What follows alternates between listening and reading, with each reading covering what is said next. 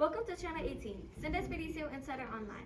I'm your host Zoya, and this program is dedicated to the 20th anniversary of the refounding of our city. My partner in this broadcast is Sin Expedicio's top investigative reporter, Rhea.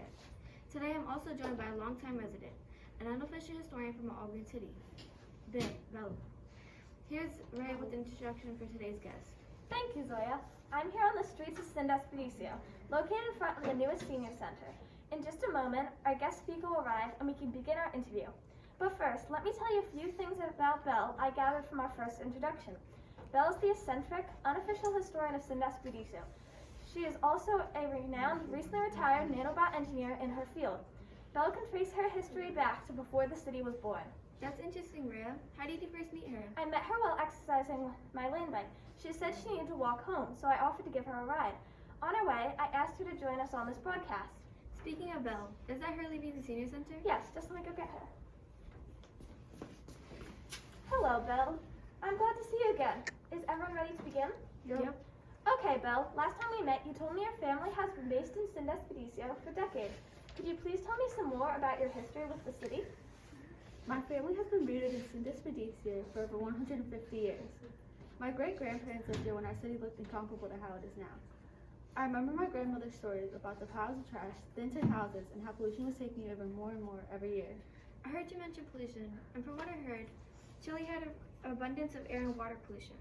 In 2016, Chile produced over 81 million tons of fossil CO2 emissions. Now these emissions have completely vanished. What did your city do to remove these emissions from its ecosystem? Our city was on a big decline due to polluted waterways and mass air pollution.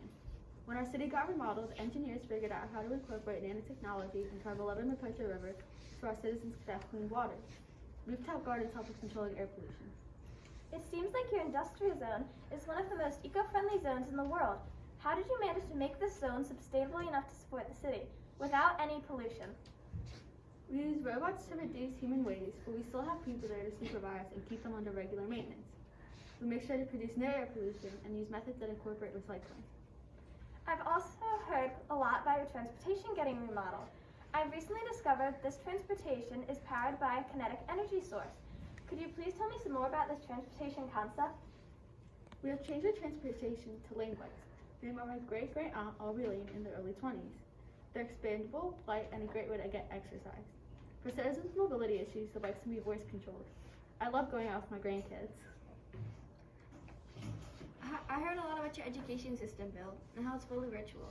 How did that change things? The average student in 2036 barely passed high school. In 21, the statistic increased to 84%. How does the newer improvements change the learning environment? The education system sure has changed over time. My siblings and I were lucky and got to take classes through holographs from our own couch. I remember my grandfather's stories about having to drive 20 miles to the nearest bus stop, riding an hour to the closest stop near school, and then having to walk 2 more miles. I wish I had the option growing up. What did you do to change the job situation and to make it more interesting for city residents? Now, the learning experience is more personalized. When I was younger, I had no clue what I wanted to do, but then I went to Sin Expedicio University and took an entrance exam and got recommended to work in the engineering field. I see how we realized what my passion was. Earlier you talked about the tin shacks made of thin sheetrock and light flimsy metal that your great-grandparents used to live in. How have the residential accommodations changed in the last century? Long ago, Sin Expedicio wasn't exactly in tip-top shape. People lived in little tin shacks with walls made of thin sheetrock. Indoor plumbing and usable running water were a luxury. The engineering team rebuilt these houses over time with much more reliable living standards, complete with a rooftop garden. I've also heard quite a lot about your platform architecture, especially the pneumatic tubes used to travel between them. How did you manage to build these, and what other methods of transport do you use? These were designed by architect Stefan Montoya decades ago and were made to transport from each platform. The tubes are brought out of polycarbonate and can carry anything from other people from platform to platform. We also use bridges and other simple methods to move from each platform. How do you think the changes in the city affected the citizens? Do you think it made life more difficult or easier? Life really changed for the citizens, and I believe it was for the better. What is the entertainment in Sin Expedicio like? I heard there are plenty of new tourist attractions citizens can participate in and enjoy. We have updated what recreational activities people can do so that we can take advantage of the beautiful wilderness around us. People can go horseback riding, hiking, mountain climbing, and even kayaking and swimming in the Mapocho River. I've also heard quite a lot about your regarding nanobot production. I heard that one of your residents, Kaylee Hassan, recently came up with the Hassan formula, the formula used for nanobot production. Could you please tell me some more about this process? Kaylee Hassan was a good friend of mine, and she often came to me with small ideas. There was even a time she was my apprentice.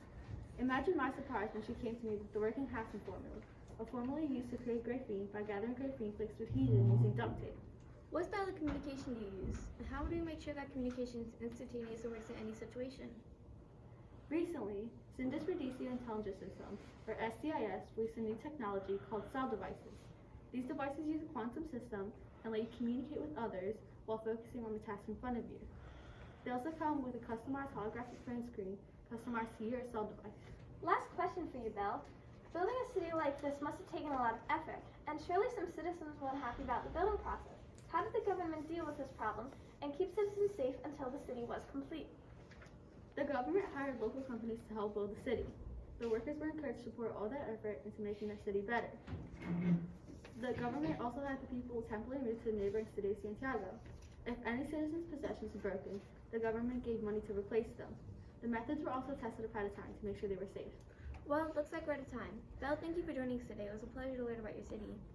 Bye, Zoya, and I hope to see you again. Bye for now, folks. We hope you join us again on WSTF. And